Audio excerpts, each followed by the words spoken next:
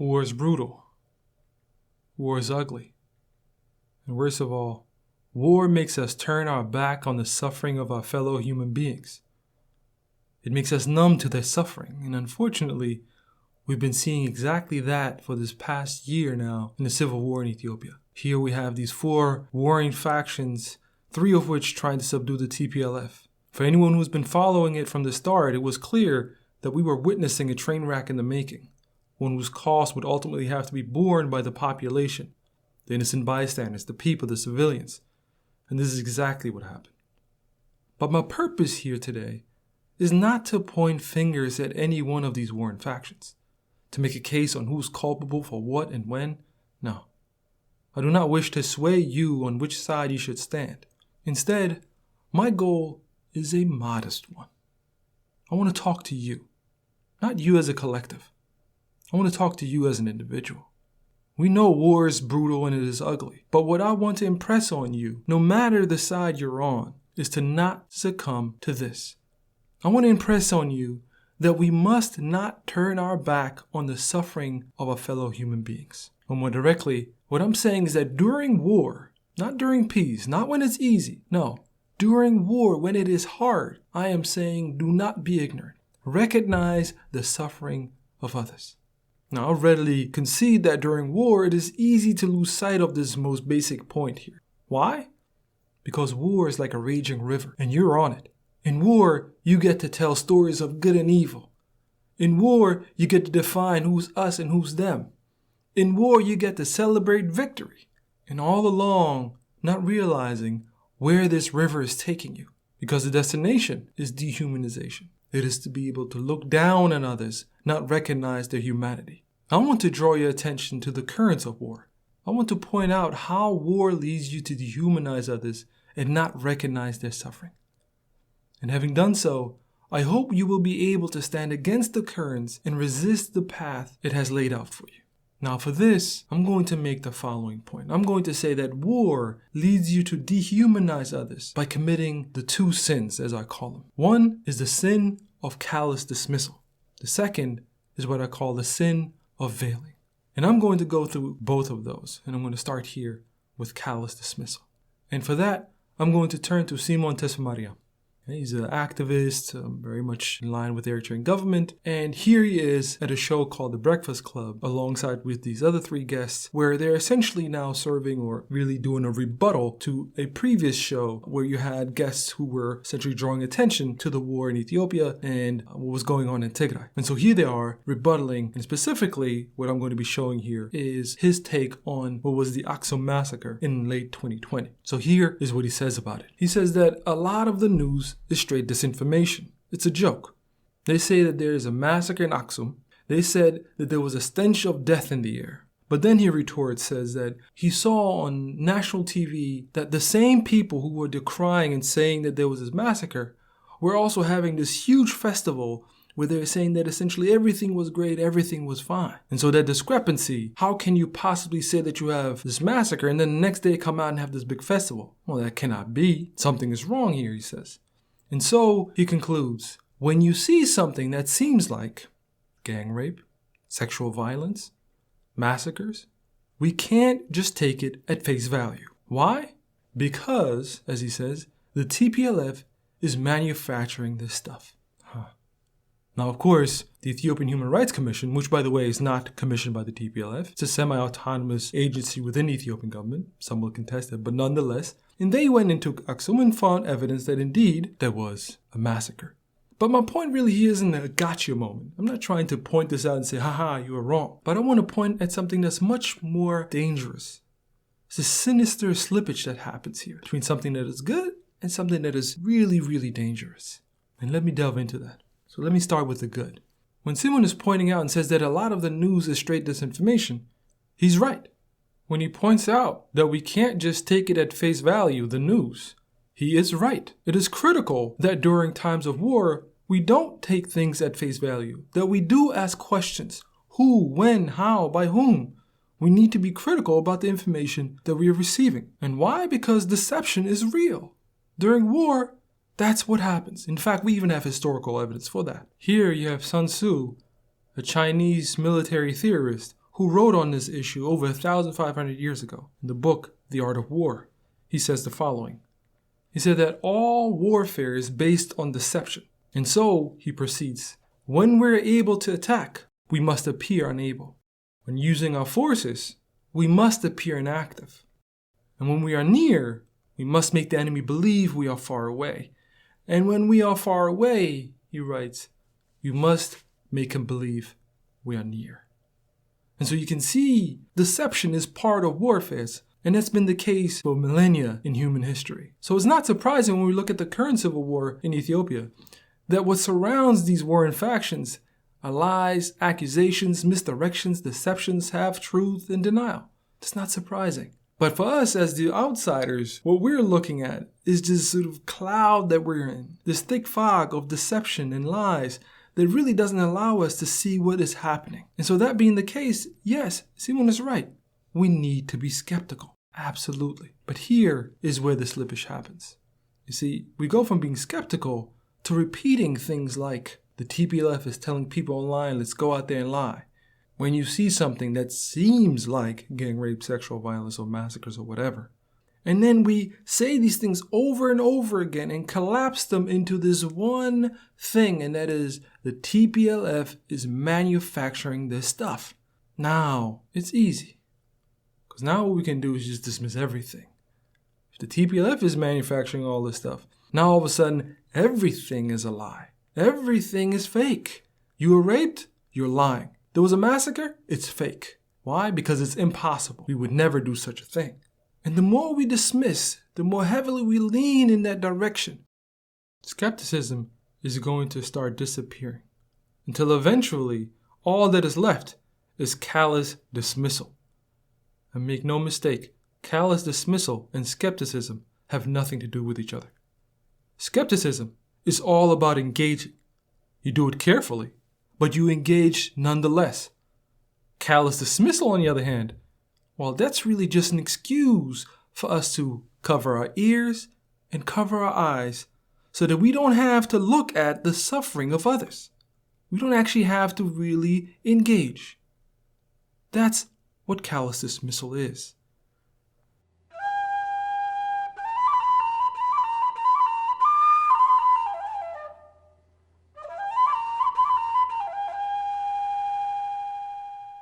The sin of callous dismissal. That is only the first of the two. So now let me go ahead and move to the second, and that is the sin of veiling. And as the term itself, veiling, is suggesting, this is referring to our actions where we essentially cover up the thing that we're doing stuff to. We use terms like mission objective, military target, strategic enemy encirclement, and collateral damage. And all of these things militarily may make sense, but ultimately serve only to disguise the thing that we do and stuff too. And that I mean by the sin of veiling. Now, to expand on this idea, I'm going to focus on Mesa Kabede, an Ethiopian scholar, and he wrote this article entitled Ethiopia's Dilemma, What to Do with a Military Victory. And what he's referring to here is the military retreat by the TPLF forces into Tigray once again, back to the status quo of the late 2020s. So now he writes on what to do. So one option would be to go in and once again enter Tigray like they had done before. But that, he says, is not a good idea. Instead, what you should do, or at least the strategy that he ends up favoring, is the one where you encircle the TPLF and conduct what he calls siege warfare. Here is that term, the veiling term, siege warfare. Sounds like something that is just geared towards the TPLF, military strategy with a very specific military target, and that's it. But that's not what it is. It's much more expansive. It encompasses the population as well. But you don't see that. You must unveil this term and really look behind it. So let's do that. So what is a military siege? Here you have sort of quintessential image of what a military siege would look like. And the critical element here is this wall right here. There's a wall that separates between those who are inside and those that are outside. On the inside of the wall is the city and the crowning jewel, if you will, the castle, the one that everyone is after. And outside of the wall, well, that's where the outside forces are who are trying to enter, but because of the wall, it becomes difficult to do that. It's very risky to mount the walls. You will incur many losses. And so here you are in a siege outside the wall, trying to strategize on what to do. In our story, here is where we have the different actors. The TPLF in the castle at the top, the Tigray population inside of the wall, and outside of the wall, we have the Ethiopian federal forces. So now with that, let's delve deeper into what Mesekabede is saying. So how does he speak about siege warfare? Well, he says the following. He says, siege warfare is composed of two main elements. Element number one, cut off TPLF's supply of weapons from the outside. You want to weaken the TPLF? They want to hide inside of the walls? Make sure they don't get any more weapons inside. That's one. Number two, wait. Those are the two elements that he highlights that make up siege warfare. And then, what are the positives? What comes? Why is it such an effective strategy? Well, he says there are really two benefits to the strategy. Number one, it lowers the human and material cost by averting direct confrontation in open battle or house-to-house search for insurgents. In other words, the Ethiopian Federal Forces do not need to mount the wall, they do not need to go inside the city, and thus they don't need to engage directly the TPLF. Instead, what they're going to do is sit outside of the wall, so therefore no death. Makes sense. What about point two? He says, well, it has the potential, and here he is careful. He says, really time will tell, we don't really know, but siege has the potential to create a rift between the TPLF and the Tigrayan people. Okay? And when that rift happens, he says that Tigrayans will in time engage in a cost-benefit analysis, leading them to the realization that they have sacrificed much only to be left with losses. And right here is where the veiling happens. It looks innocent, but it hides the real brutality visited on the people. And to uncover that, to unveil it, we have to carefully, one by one, dig into this. And let's do that. So let's start with what he means in this statement. Simply put, we can think of it like this. That siege warfare is going to do something to the Tigrayan person, who then is going to have an epiphany that they have sacrificed too much. Enough is enough. They're going to turn their back on the TPLF. But then, of course, it begs the question, how? How is it that siege warfare leads the average Tigrayan person to have this epiphany that they no longer want to sacrifice for the TPLF? And in digging that question, we start to unravel this veil. Let's do it. What could it possibly be? If we look at the article, the obvious clue is the actual one that he provides. Cut off TPLF supply of weapons from the outside. But it doesn't really make sense. The average person isn't affected by the TPLF's weapon inventory. The average person cares about whether they can feed themselves, whether they can feed their loved ones, and can stay healthy. Not how many weapons the TPLF has. So in this case, the weapon supply doesn't do it. So what else could be the case? Maybe direct battle. After all, it's a war, so maybe it's because you enter the city and I have to give up my children, or might even go myself, and die as a result of it. So that might be the reason why siege warfare affects me. But even that doesn't make sense, because as he already said, the Ethiopian Federal Forces are going to stay outside of the wall, no battle. So that cannot be the case. Now, the reason why you're seeing me here struggling to find the right answer is because, curiously, he omits the most important element of siege warfare as it relates to the population. And that is what? It's misery.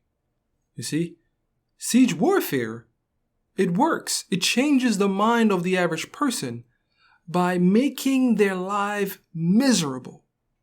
bring misery inside of the walls. That's how siege warfare works. Do you need to go out and trade to make a living so that you don't die?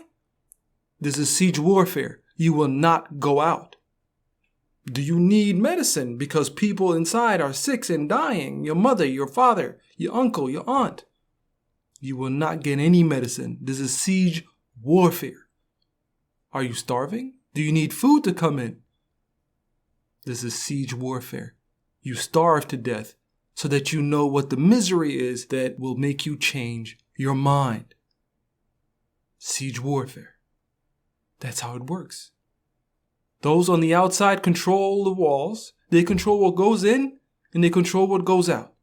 And you use that to your advantage and make life miserable, so much so that at the end, in their desperation, they themselves will break down the walls and let you in.